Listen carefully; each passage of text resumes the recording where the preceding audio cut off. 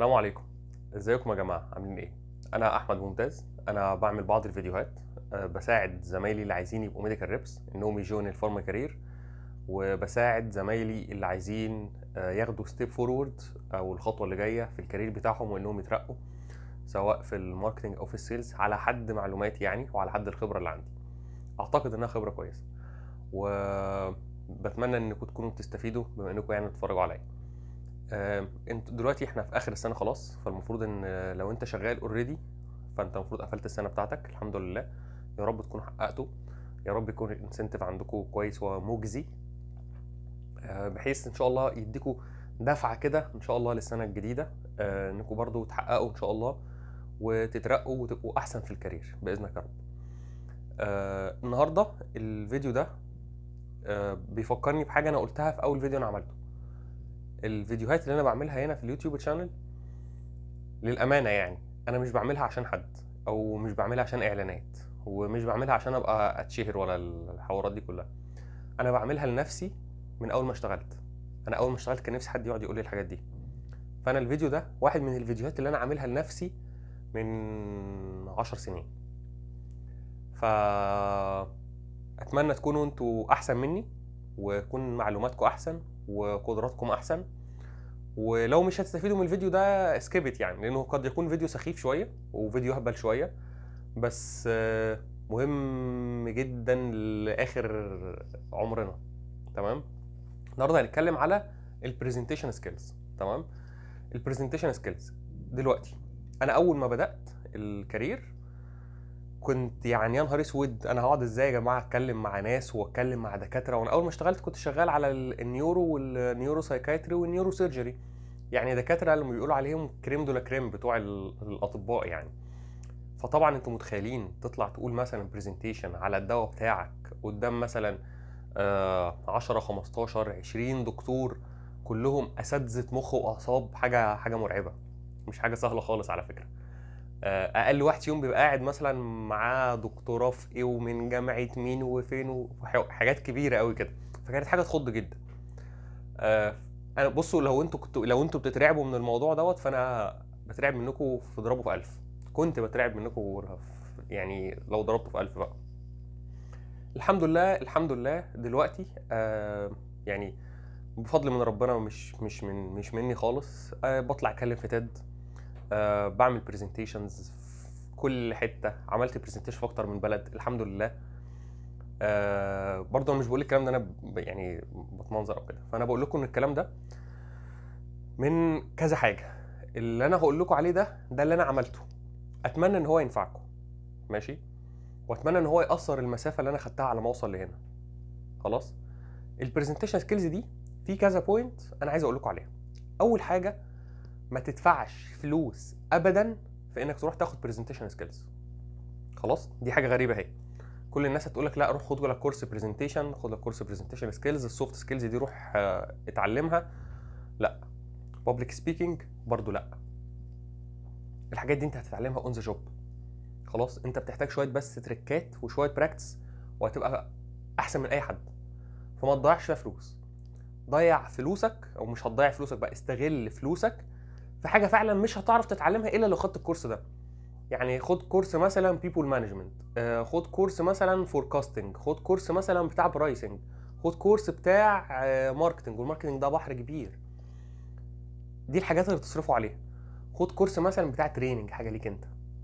خد كورس مثلا لو انت عايز تحضر حاجه سبيسيفيك قوي ليها علاقه مثلا ماجستير بي اتش دي في الحاجه بتاعتك، في ام بي اي مثلا بعد سنتين لو اشتغلت.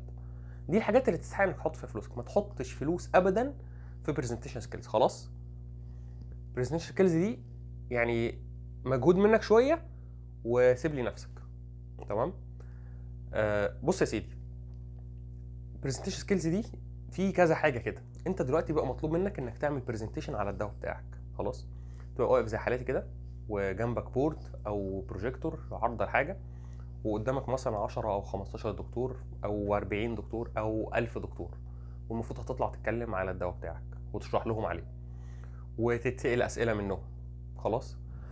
بيبقى الرعب بص بقى، وقلبك دك دك دك دك دك دك حاجات كده. ماشي. انا عايزك الاول آه يكون عندك حاجه اسمها البراكتس مايند سيت. براكتس مايند سيت دي يعني ايه؟ تتدرب كتير دايما. التدريب مع الحاجه دي هو اللي هيجيب لك نتيجه كويسه. خلاص؟ انت مثلا هيبقى مطلوب منك مثلا عندك برزنتيشن هتقولها قدام 10 15 دكتور انت عازمهم من جامعه عين شمس، او من عيادات جامعه عين شمس. انت عارف الدكاتره اللي جايه ممكن يكون فيهم 3 أو 4 انت ما تعرفهمش، فانت اوريدي عارف اشكالهم وعارف اساميهم. خلاص؟ اللي انا كنت بعمله واللي اتمنى انكم ما تتريقوش عليه، انا كنت بطفي النور بتاع الاوضه واقوم جاي مغمض عينيا، واتخيل ان ال10 او ال15 دكتور دولت قاعدين قدامي بوشوشهم باشكالهم بنبرات صوتهم. انا بقعد افتكر هم نبره صوتهم عامله ازاي. تمام؟ واتخيل ان انا ببني ديالوج معاهم. خلاص؟ انت معروف في اول حاجه، في اول ما بتدخل اول تتكلم مع حد، مساء الخير، انا احمد ممتاز من شركه الوطواط فارما، بتابع معاكم على السيديموناس ارجينوزا. طبعا احنا عارفين ان السيديموناس ارجينوزا دي حاجه لايف ليميتنج جدا. قد تكون مش لايف ثريتنينج لكنها حاجه لايف ليميتنج جدا.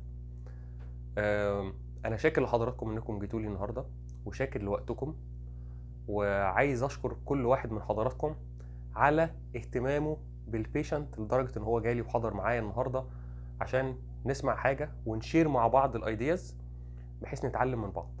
وطبعا انا اول واحد اتعلم من حضراتكم. خلاص؟ دي مقدمه كده لازم لابد منها يعني. انا بقول طبعا بقول اي كلام، سيدوموناس ارجينوزا ايه وتوت فارما ايه، تمام؟ بس دي الحاجه اللي انت لازم بتقولها لهم في الاول، تشكرهم على انهم جولك، بتشكرهم على وقتهم، وتبدا على طول تتكلم. بص بقى، احنا قلنا اول حاجه طبعا البراكتس، ماشي؟ دي انت هتعملها مره واثنين وثلاثه وايفن حتى 10 لو انت محتاج قبل ما تروح البرزنتيشن. خلاص؟ او قبل الميتنج بتاعك. تمام؟ تاني حاجه الستوري تيلينج. اتعود انك تحكي قصص، اتعود ان البرزنتيشن بتاعتك تبقى قصه. على سبيل المثال مثلا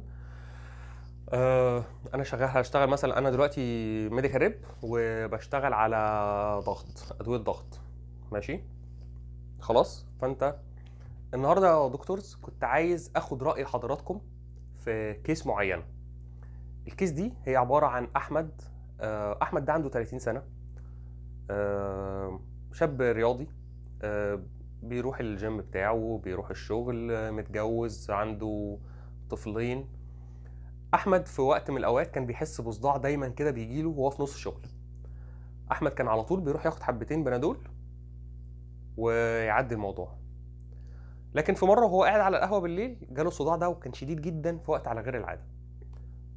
فواحد من اصحابه قال له يا عم ما تروح تكشف ضغط، الصيدليه جنبنا هنا اهي، روح قيس الضغط بتاعك. احمد راح الصيدليه قاس الضغط بتاعه، لقى ان الضغط بتاعه عالي جدا، لقى ان الضغط بتاعه 210 على 140. احمد اتخض وقرر ان هو يجي لحضراتكم في العياده. في الكيس دي يا دكتورز انا عايز اسال ايه هو احسن جروب من الانتي هايبرتنسيف حضراتكم بتحبوا تستخدموه؟ خلاص؟ في الكلمتين اللي فاتوا اللي انا قلتهم لكم دول، اللي انا كنت بشرح فيهم الكيس بتاعت احمد او الستوري تيلينج دي، انا كنت ببص 1 2 3 4 5 6 7 8. وانت بتبص للدكاتره، ودي الحاجه بقى الثانيه اللي هي ايه؟ الاي كونتاكت. وانت بتبص على الناس الاتنديز اللي حاضرين معاك، انت ما بتبصش في عين واحد فيهم وتسكت. على فكره انت لو بصيت في عين واحد فيهم انت هتنسى انت كنت بتقول ايه، يعني انت هتتلخبط. فانا عايزك كده تتخيل ان انت عينك دي عباره عن نص دايره، يعني مجال النظر بتاعك نص دايره، فانت بتبص كده ما بتبصش في عين حد فيهم، لا انت عينك بتتحرك بس وراسك كمان بتتحرك. خلاص؟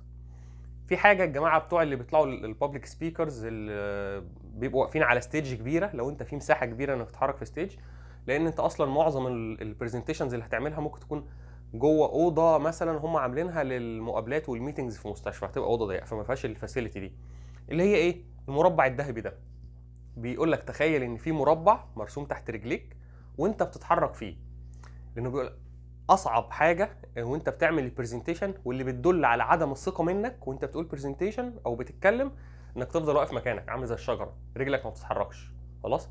لا، فانت لازم وانت بتتكلم تبقى بتطلع قدام ولازم تبقى بترجع لورا وبتيجي كده وبتطلع لقدام تاني، بتتحرك في الرينج بتاع المربع بتاعك. انا طبعا لان انا هنا مش في استوديو، وهنا مش في اوضه ميتنجز، يعني دي اوضه عندي في الشقه، فالموضوع صغير، فانا مش عارفه ابينها لكم قوي. بس تخيلوا ان انتوا بتتحركوا 1 2 3 4. خلاص، انت بتتحرك في الاربع نقط دولت. وانت بتتحرك مجال البصر بتاعك زي ما انا قلت لك كده، عينك ناخد نص دايره. تمام. طيب، قلنا الستوري تيلينج، في حاجه بقى اسمها الاتنشن جيتر، او اللي هو الاتنشن كاتش، حاجه بتجذب الانتباه بتاع الناس اللي موجودين. اديكم مثال، الشهر اللي فات ده كان شهر 11. خلاص، شهر 11 ده فيه ايفنتس كتير جدا.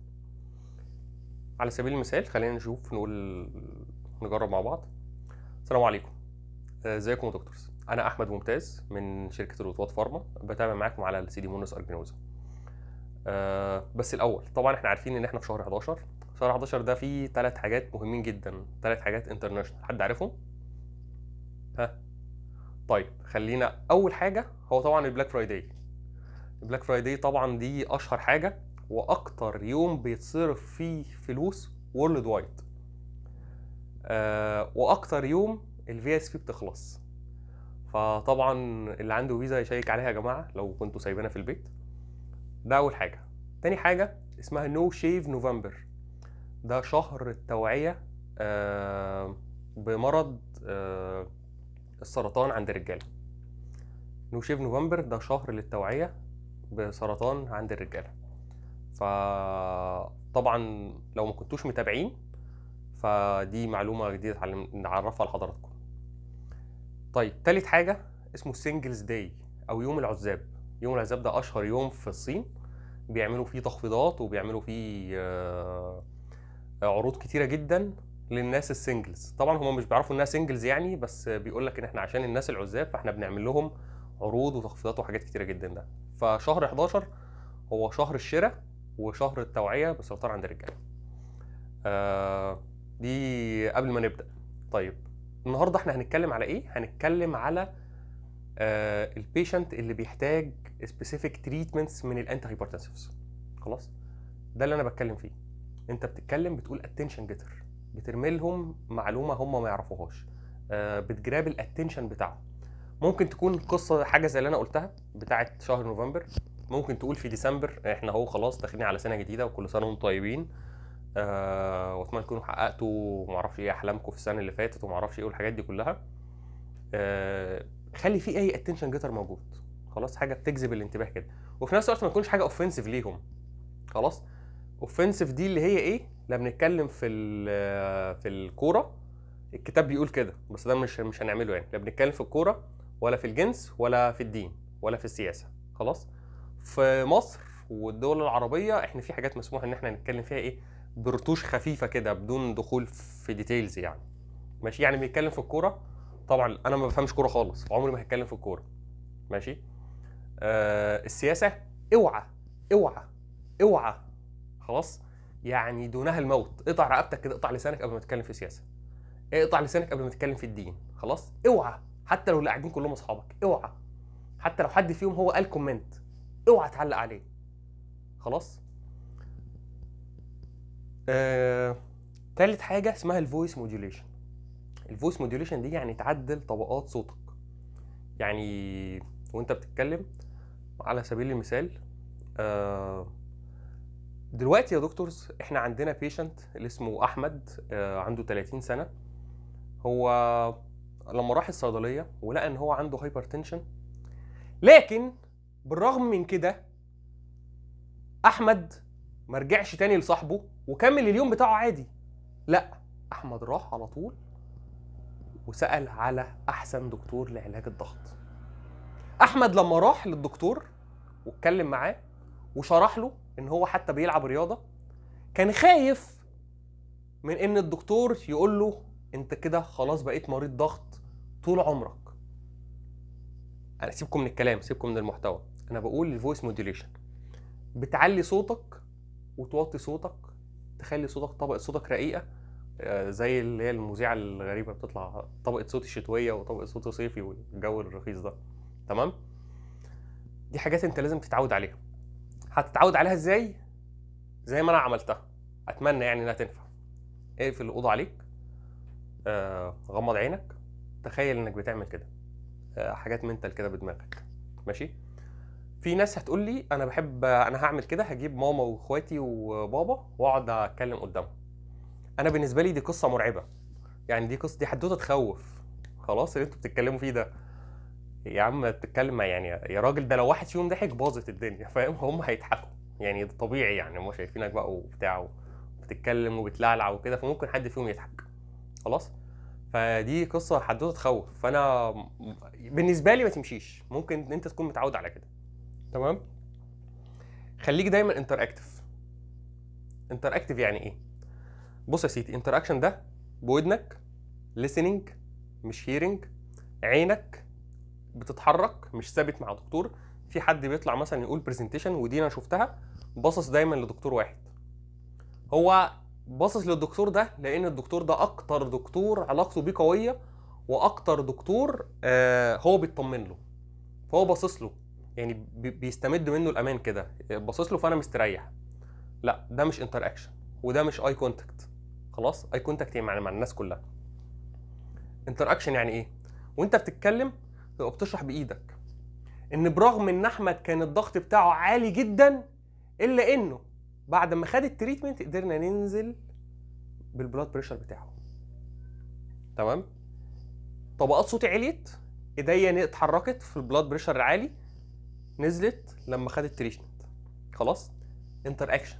ممكن تسال حد من الدكتورز، بس خدوا بالكم، لو الدكتور ده مش صاحبك قوي او علاقتك بيه مش قويه، ممكن تكون حاجه اوفنسيف ليك، لانه ممكن ما يكونش عارف الاجابه، فانت بتحرجه.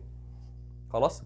فانت لو هتسال على حاجه، اسال على حاجه اللي قاعدين كلهم يبقوا عارفينها. خلاص. المعلومه اللي هتتسال كل اللي قاعدين يكونوا عارفينها، وتكون معلومه تافهه، يعني ما تسالش في حاجه سبيسيفيك قوي. خلاص، عشان ما تحرجش الدكتور. اوعى. خلاص. خليك انتر اكتف، ممكن تتحرك في المربع بتاعنا ده اللي احنا قلنا عليه. تمام. اخر حاجه سيتنج التايم.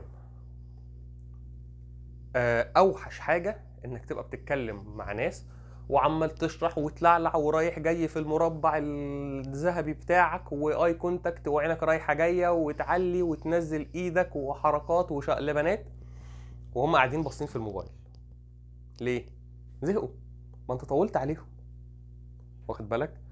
خد بالك احنا الاتنشن سبان، يعني دوره الانتباه بتاعتنا بتقل دايما مع الوقت. يعني كان من 20 سنه مثلا كان الاتنشن سبان بتاع البني ادم ممكن تبقى ربع ساعه، الدكتور يعرف يفضل فاضل معاك مركز معاك ربع ساعه، قاعد باصص لك بقى وفاهم بقى انت بتعمل ايه كده. دلوقتي احنا 3 دقائق، يعني الدكتور ممكن يفضل منتبه معاك 3 دقائق. مش بقول لك ان البرزنتيشن هتبقى 3 دقائق، لا. سيتنج التايم يعني خليها 20 مثلا 20 دقيقه. خلاص. في رول كده بتاع واحد من الانفلونسرز يعني والبابليك سبيكرز، اللي هي 10 20 30. ماشي. البرزنتيشن بتاعتك 10 دقايق في 20 في 30، ما تزودش. 10 20 30. السلايدز بتاعتك ما تزيدش عن 20 سلايد، او ما تزيدش عن 10. يعني ده الرينج اللي انت بتتحرك فيه، 10 20 30. 30 دي كتيره جدا على فكره، يعني انا رايي برزنتيشن 30 دقيقه دي كتير قوي. واحده من الاتنشن جيترز اللي انت ممكن تتكلم معاها في الاول مع الدكتورز، مساء الخير، انا احمد ممتاز من شركه الوطواط فارما، وان شاء الله مش هطول على حضراتكم النهارده في البرزنتيشن، هو يا دوب بس احنا 120 دقيقه، وان شاء الله بعد ال 120 دقيقه هنتعشى مع بعض. فانت ايه 120 دقيقه دي، فاهم؟ كله هيتنح معاك كده، كله انت جربت الاتنشن بتاعهم كلهم، مفيش حد هيعرف يتكلم 120 دقيقه ساعتين، صح؟